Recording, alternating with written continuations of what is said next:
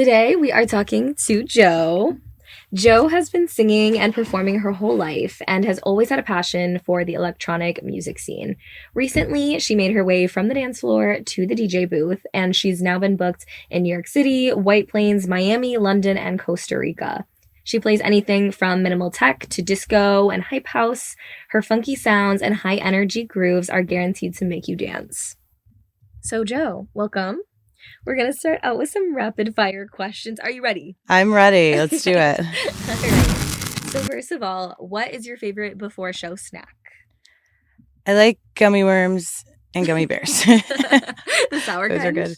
No. Okay. Or like the cherries. The gummy Ooh. cherries. Those are good. Okay. I love candy too. Okay. What is your go-to drink? Spicy marg. Spicy marg? Or tequila pineapple. One of those. Okay. For sure. Nice. What song are you obsessed with right now? What's on repeat? Ooh. Patrick Topping has got me right now, I think. After the last week I had in Miami, I don't know. A lot of Patrick Topping. Okay. For sure. Okay. By him. And what is your favorite neighborhood in New York? I love Brooklyn. I love Bushwick, Williamsburg area. Mm-hmm. I think the scene over there is like really awesome. So Yeah. I think that's probably my favorite place to be out. And Agree. And what about your favorite venue in New York? Is it also in Bushwick or Williamsburg? yes, we love Superior Ingredients. We love Superior Ingredients Roof, and we love Knockdown. I think those are my two. Have you played both of those? Not yet, but hopefully soon. It'll happen. I'm yeah, definitely. And what is your sign? I'm a Sag. 12/12, baby. Can see that.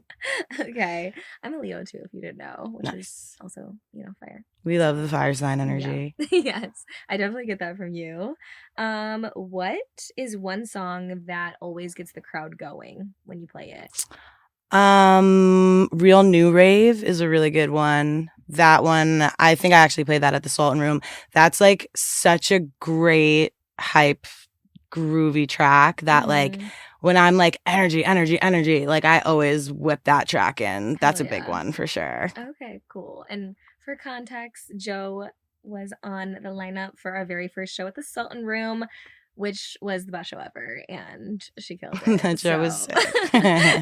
For sure. Exactly. Okay, so we're gonna go into some longer questions, not the rapid fire, and I have to ask, I don't know if we've talked about it before, but when did you get into DJing, and how and why? Why did it all start?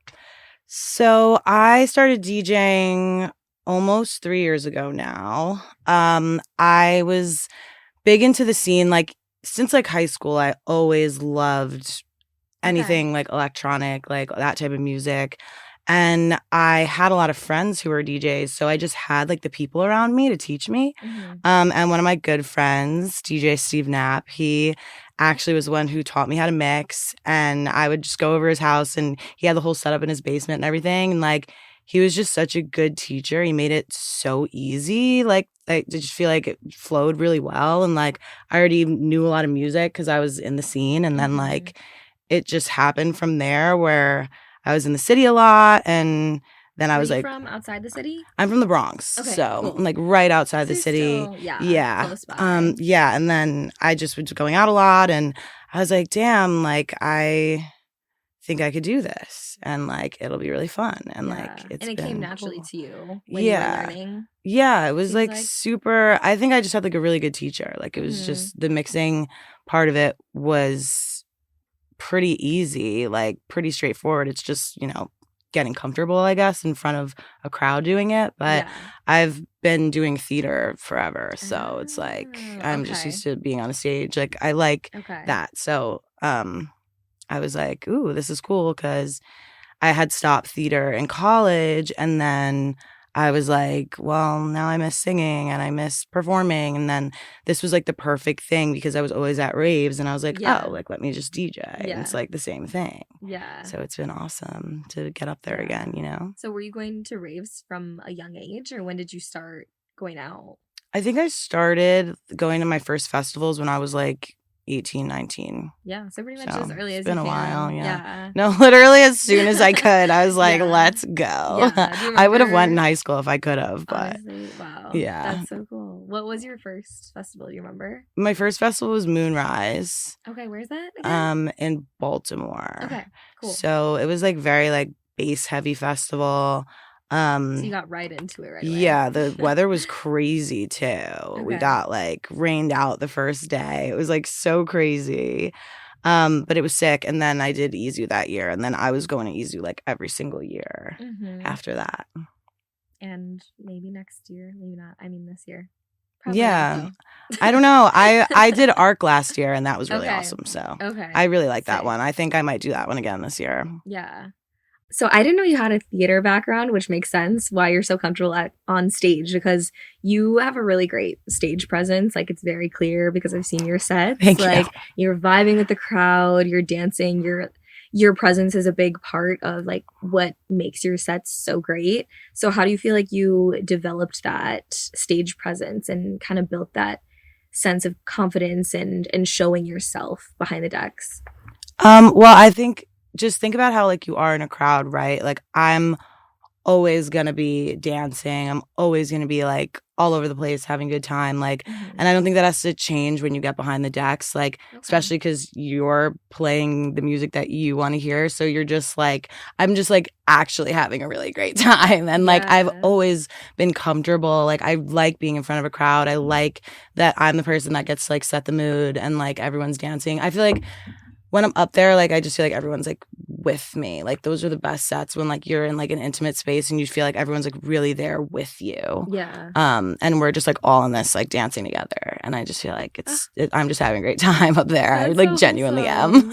Yeah, I mean it makes sense. Like if you're playing your favorite music, you should be dancing. Like why wouldn't you be? Yeah, you know? Like I'm just having a great time. Like honestly, like I'm not even really thinking about it up there, and I just see all these videos of me like dancing so hard up there, and I'm like, I genuinely was just like, I think vibing. That's your signature move, actually, because I think, yes, it's a good one. Yeah. Oh my god. And then you have gotten into production too, right? How did you get into that? So I think I really was just like wanting to play my stuff. Like I've always been creative too, so I'm like, how sick would it be to play a set of like stuff that I made? And I really, really, really miss singing. So I was like, the only way for me to be singing, unless I'm covering somebody else's stuff, is to make my own stuff. And I just like, I think from the start, when I did get into DJing, I always knew I wanted to be producing. I always knew I wanted to be singing again. So you're making melodic tracks then? I'm actually working on a track right now where I'm doing vocals, lyrics, and everything, and it's more of like I want people to jump around and stuff, you know.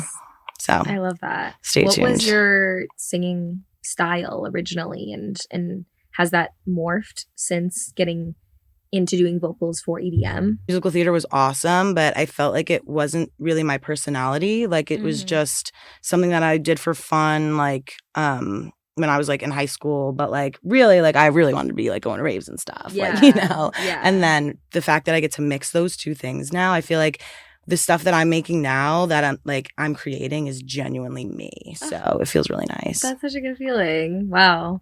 So you're basically just living your dream, is what you're saying? Yeah, I'd say so. When you started out DJing, did you have a plan of where you wanted to take your career and how you wanted to get there? Or were you kind of like trying it out and going with the flow? I knew that I wanted to be making my own stuff. So I did always know, like, in my head that production would be a thing for me. More than just, you know, I knew I wanted to DJ raves. I didn't want to do like open format or like weddings or like anything like that. I definitely wanted to do like be in a warehouse and like do a party, like be on a rooftop, like be at a pool party. Like I knew that's where I wanted to go. Yeah. What about festivals? Is that Yeah, festivals. I would literally just do festivals all the time if I could, for sure. Festivals are awesome. I played my first one last year, Elements Festival, and I was at the air stage, and it was just like such a sick vibe. Like it was just being in the jungle, and I was playing all these like vibely, like jungly, like I started off like more tribal and then got like tech housey hype, like jungle vibes. And it was just like such a cool experience, you know, being on a stage like that and with such a cool like crowd was just really different. And I really, really enjoyed it. Wow. That sounds amazing. And I know we've also talked about how you've worked in nightlife before. So how has that had an impact on your DJ career and starting that out at all? Yeah, so I think it helped it and it hurt it at the same time. Interesting. So I was definitely like in the right place. I was doing the right thing. I met so many awesome people. I got to see so many awesome shows. I got to see how things work. What were you doing, to clarify? I was bartending. Okay. So I was getting to see like how things work and like how shows are and I think I learned a lot and I met a lot of awesome people and stuff. But just for timing, like when you're bartending, it's taking up all your time. It's taking up all your weekends. Like where you want to DJ. Yeah, you feel like Makes sense. Like I felt like I wasn't DJing enough because I was just bartending all the time and I would just give that priority. And then finally this year, I think I'm in more of a mindset where I'm focusing on putting music out and I'm focusing on just DJing like where I really want to be DJing and not so much bartending. There comes a time where you're like, okay, I need to shift my focus for sure. What was the first gig that you booked as a DJ? Soccer Roof, and it was opening set. No, they have a sweet rooftop at like actually, it's such a good view. Like it was a really nice night in the summer. It was in like June or July, like beautiful summer night. And I was playing more like I'd say like minimal Afro. And it was so funny. It was such a full circle moment last year because when I was getting booked for that gig, I was like, well, what's the vibe? Like, what should I play? Yeah. And the girl who booked me was like, oh, like, have you ever been to Elements? Like, play kind of like air stage Elements vibes. What? And then you played it. 2 years later, I actually ended up at the air stage at Elements. Wow. So it was like such a nice, like, full circle moment being like, oh, I remember my first gig being like, oh, well, like, what's the air stage at Elements? Like, what's that vibe? And then, like, just getting booked there was just like, wow, that's so ironic. Aww. So do you feel like you've taken on that sound? Like, is that your signature sound now? I could play something super minimal or I could play something super dirty and like bass heavy. Like, you know, it's like, but they're all kind of like, it's like all the same like mood, I guess. Even if it's like not a specific genre, it's like a vibe. I don't know how to describe it. I think if you've seen me play a few times, you know, like, oh, that's such a Joe track. Like my friends will say that. They're like, oh my God, that track is so you. And I'm like, cool. You've been getting booked for a lot of gigs now, it seems like. What are some green flags of a gig if a promoter or venue is coming to you? Green flags first. Green flags, definitely like organization and when someone like follows up with you really quickly, when everything is like contract signed, like email, like people who are organized and like who communicate are that's definitely a green flag. Event groups that book DJs that you want to be like, I would say. Makes like sense. Play with DJs you want to be like, you know?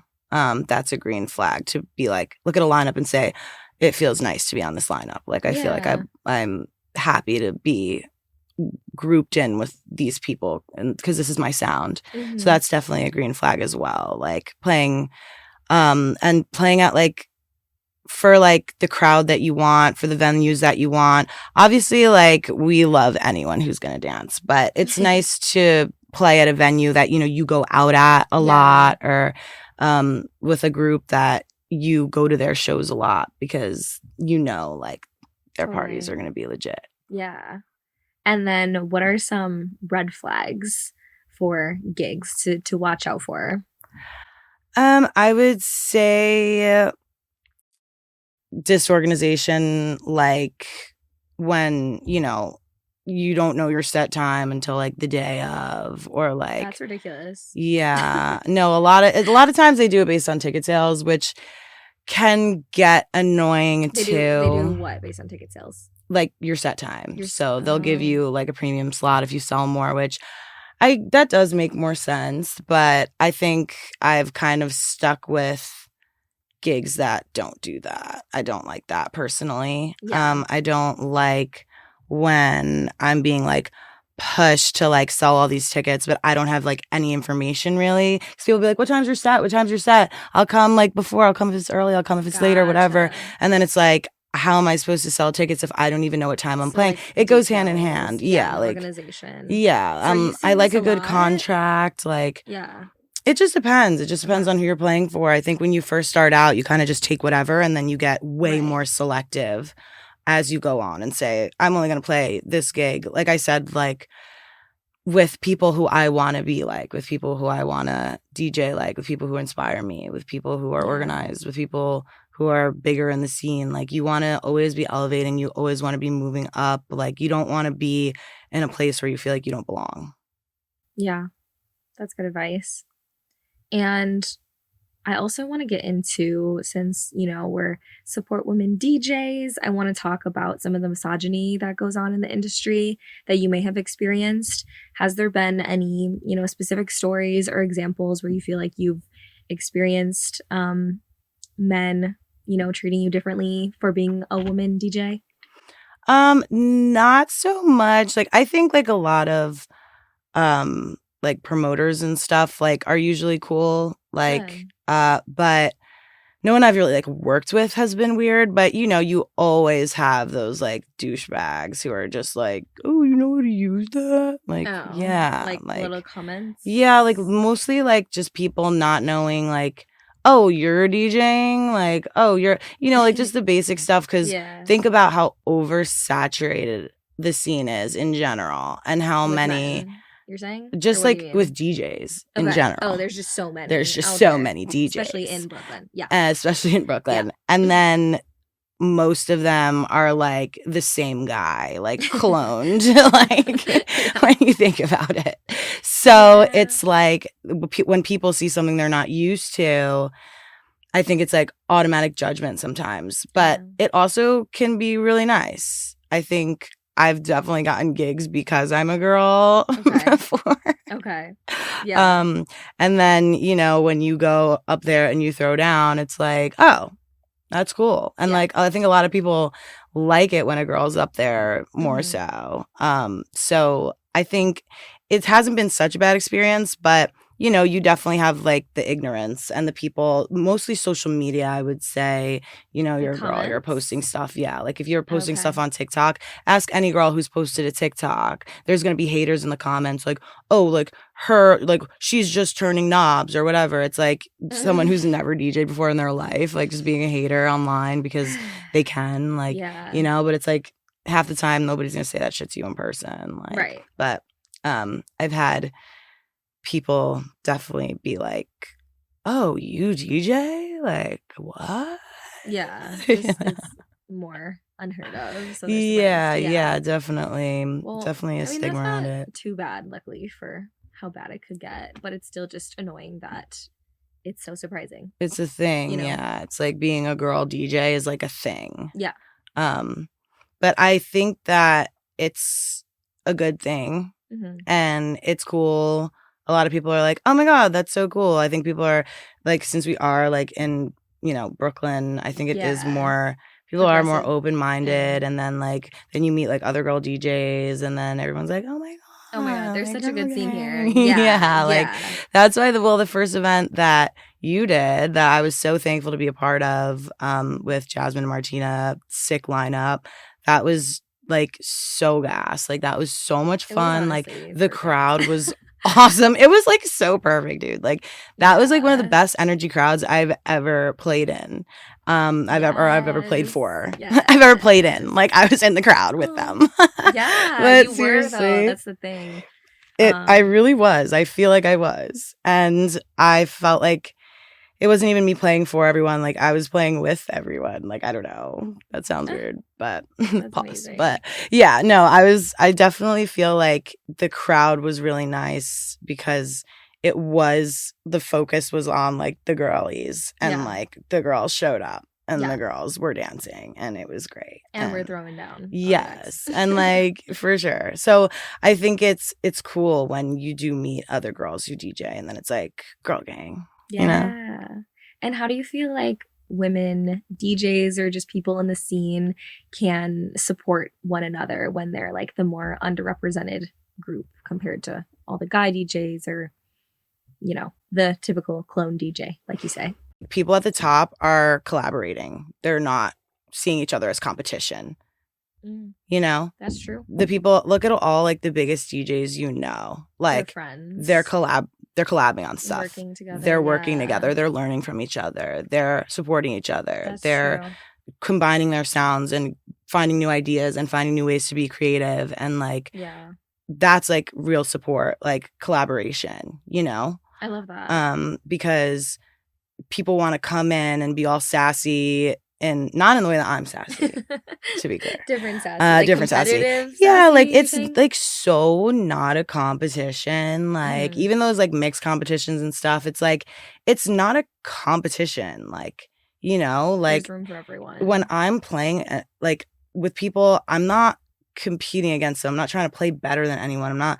I'm literally just like playing with people. Like I'm not like seeing it as a competition at all. I think that's like girls should always support each other. Girls should always stick together. Like girls know how it is to be a girl. So it's like collaboration's huge. And I think if you can get in the studio, whether it's production or just pirate, going B2B with your girls or like doing gigs together and like, you know, it's nice when somebody hits you up and is like, oh, like, would you want to B2B with me tonight? Like, or would you want to like do a sesh? Like, I think it's like a huge thing. Like I love like collabing with people because I feel like you can learn so much from each other like that. And it really does not have to be any type of like catty vibes. Like it could just be like we're all cool and we're all like lifting each other up and learning from each other. Yeah. I'm guessing that throughout your DJ career, you had times where it's been like slower in terms of getting booked. How do you deal with those times and like push through and not lose faith? Well, those are definitely be in the crowd sometimes, you know? Like, you don't always have to be playing. It's cool to support your friends and see your friends up there. It's cool to go and, like, see your favorite DJ and, like, be in the crowd, too. So when I'm not getting booked, I'm not stressed. Like, I'm kind of just like, oh, cool, I'll just go out this weekend. Yeah. And just be on the other side of it because that's what I've been doing. That's how I got into the scene, you know? Yeah. Or it's, like, a creative time. Like, I'm like, okay, cool. Like, more time to just, like, be in the studio and more motivation to create more so that I have stuff for the next time when I do play to play out. And like, you know, then, or you could just take a break and like focus on like your health or like something else you want to focus on. Like, you know, like I did dry January this year and I was just like, it was mixed feelings. Long. It was a long month. I made it. But yeah, it was a long month. It was you know, it's not that hard in New York because it's so like weather is terrible. And there's not much. There's definitely a slow season in New York too. So that's a big thing too. If you're not getting booked in like January, February, like it's okay. Like no one's going out anyway. Totally. But I think it's mostly like there's so much other stuff that's a part of the whole thing more than just playing that you could be focusing on. Like don't let it get you down like, oh, I haven't been booked in a few months. Like, all right, like get your library up, girl. Like, you know, do some crate digging, like get your production up, take some classes, like go out, like meet some people, you know. There's a lot of other things that you can do. And then the gigs will just come to you, you know. You have a really good attitude and like very low stress. Have you always been like that? Um, I think no, I haven't, Okay. because there's definitely been times where like it has been frustrating, like, you know, because you could see all your friends or like people who started DJing before you. Like when I first started, like I felt like I saw all my friends like getting all these sick gigs or like getting in with like these sick companies or doing all this stuff, and like I was still bartending, and like that was hard for me because I felt like I wasn't doing enough, or like I was like missing out, or it wasn't happening fast enough or something, or it's like, why did like this That's person like get this gig when I play the same style as them, or like comparison, like, and it's yeah. just like it's like so not a comparison, it's so not about timing, like it's not So a you've question of learned that over yeah, time, it yeah, seems like. definitely. Like I think I've learned like when you just like feel like you're doing the right thing, it's not a question of if, it's a question of when. And like you just got to be patient and like just focus on other stuff, cuz it's like when all that was going on, like, and I wasn't playing as much and I was bartending was still benefiting me in a way. You know, I was still out there. I was Yeah. still in the scene. I was still learning. I was still meeting people. Like, And hopefully making money. I was still making money. yeah. Yeah, for sure. Yeah. But, you know, that's the thing. It's like you just have to focus on the positives. And I think I've definitely this year, just in general, just through so much like meditation and like Nice. just really getting to know myself and like realizing that it's not like a race, like it's not about timing. Like you want to play that venue, like it doesn't happen this year, like all right, so like maybe it'll happen next year, like, you know, it's like Yeah. not a big deal. Like even like TBI, like there was a time where I would go there and people are like, when are you gonna play here? And I'm like, I know, right? Like I literally like love it here, like this is such a Aw. great place. And then I think I played there like 5 times last year. Yeah. And it's just like, there we go, like, you know. It'll So come. it'll come, like don't rush it, because like if you're in the right place, you're doing the right thing, like it'll happen. Like the worst thing you could do is like make it a timing thing. Yeah. It's like not how life works in any way. I feel like things will come to you when you do the work on yourself, not when like you're like really like focusing. Like you just got to focus on Agree. what you need to focus on. Like I don't know. Agree. But yeah, no, that I meditate a lot. So I think especially in the last like 2 Good for years, you. it's so hard. been I've been trying to get into it, and it'll happen. Yeah, But definitely. yeah, it's hard. It is hard. Yeah, like I've been through it too. Like I've been through being broke and the heartbreak and all that other stuff too, that Okay. like was so hard, you know. And like I just feel like it took time, but my mindset is like in a super chill place right now, and it's really nice. For sure. Do you meditate before your shows? I'm curious. No, not at all. No? I think I do Okay. the opposite. I think I get like actually super hyped before my shows. Okay, so the opposite. Yeah. But you know, you need that time to chill. It's nice to just like have your alone time and like get to know yourself, because like I think that's another thing that's been helping me creatively too, like getting to know myself more. Okay. And like really going like deep into yourself. Then like you make the most authentic stuff yourself, and you How are play you the doing most that? authentically. Is there like certain meditation techniques or something that you feel like you've been able to access that? I mean, I consider myself pretty spiritual, so this is gonna sound so hippie, but like Okay. when you are in, when you want to get in touch with like your higher self or your best self or your spirit Yeah, I guides or literally love whatever this you stuff. want to call it, Yeah. you kind of have to just sit there and be like, just ask like the universe, like, what should I be doing right now? Like, if I could be doing anything right now, if I could be anywhere in this moment, Yeah. like, if you could be anywhere in this moment, what would you be doing? Who would you be with? And where would you be? And then that's what you want. And then find a way to get there, you know? Yeah. And like, you just got to really know yourself. Cause like,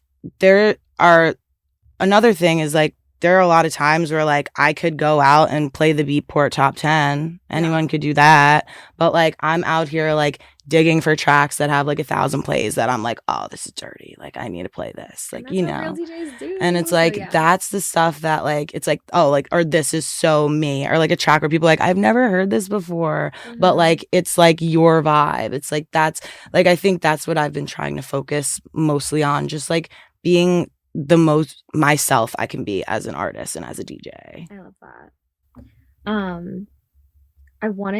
You talked a lot about like networking and connections. Do you have any big tips for, getting out there and networking or forming relationships with people in the industry? Is it a lot of people talk about just fear and like getting over fear? What is your advice for that? Be genuine, have a good time. Put your vibes out there and the right people will come to you. Yeah. Don't try to be with people. Don't try to be where you don't want to be. Like, don't try to be where you think, oh, I should be doing this. I should get in with this group. Like, why? Like, get in with the group that like resonates with you. Yeah. Don't just get in the group that like you feel like, don't do, I'm not a trendy person at all. I hate trendy things. I don't like mainstream trendy things at all. Don't play what everybody else is playing. Don't play like popular things that like, okay, everybody has their own thing, but like I think with me, like it's like you just need to be you. And like you need to be with your crowd, with your people, and then you'll naturally just be out in the crowd and just start like dancing with people or like start talking to people at the bar or like start, meeting people that kind of like align with your vibe.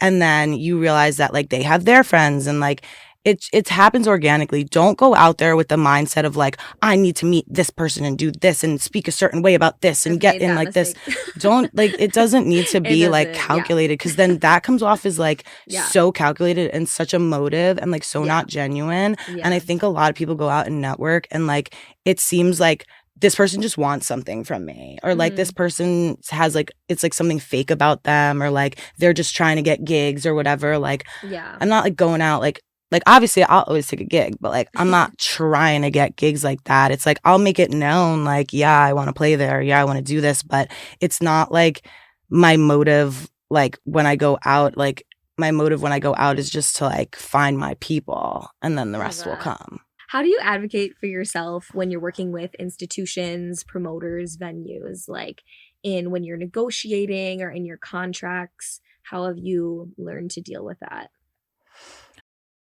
I'm pretty chill about stuff, but I think more so now this year is when I started to take things more seriously and things like, I'm not going to take gigs that don't pay me anymore. Like I'm not going to take gigs at certain venues that I don't feel like align with my sound or my crowd. Like I'm not going to take gigs with people where like the vibes are off. Like if I don't really love the people that I'm like, everyone that I've played for, I like feel like is genuinely so cool. Like I'm genuinely like would go out with them. Like, like even like us, like I would like always like it's lit, but like it like I'm not gonna like, I don't know. I just want to DJ where I want to DJ with who I want to DJ with. And like, I've been very picky. Now I think I've been a little more picky. Really good feeling to be able to get to that. Yeah, definitely like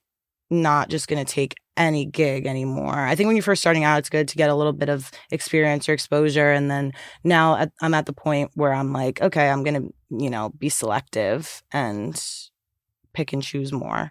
So definitely being selective is big. Yeah. What is coming on the horizon for you? Anything to look out for? Yes, I have been in the studio. Yeah. I am definitely going to have a few releases this year, which I'm so excited about. Okay. Probably going to start in like May. Okay. Okay, awesome. And it's gonna be very like tech housey, maybe even big roomy vibe. But definitely look out for the releases. I just really want to get like a catalog out there. I want people to be able to look me up on Spotify and stuff. So that's definitely something that's coming for me this year. Yeah. There's going to be a bunch of releases Mhm. for me. And I actually I always wear these hats like that I say was gonna my mention name that. on them. Yeah. And I just made them for me because I just want to. They're just cute to put on when you're DJing and stuff. Yeah.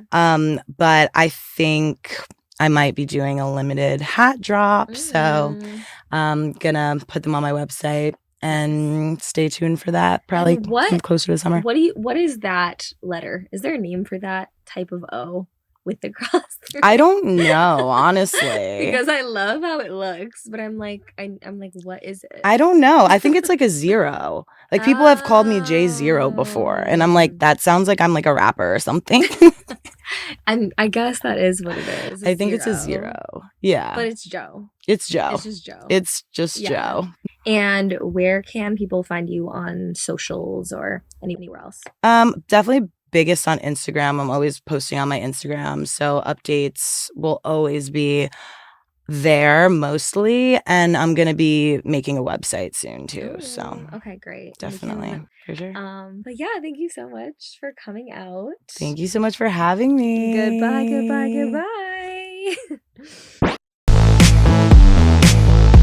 goodbye.